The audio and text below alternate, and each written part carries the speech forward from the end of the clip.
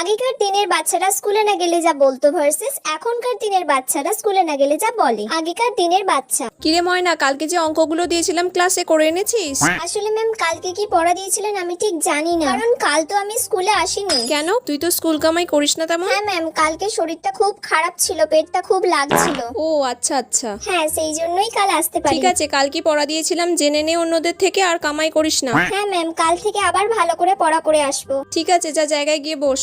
এখনকার দিনের বাচ্চা। শ্রেয়া, কাল যে হোমওয়ার্কটা দিয়েছিলাম বাড়ি থেকে করে এনেছো? ম্যাম আমি না কাল স্কুলে আসিনি, সেই জন্য কি হোমওয়ার্ক দিয়েছিলেন আমি জানি না। কেন আসোনি?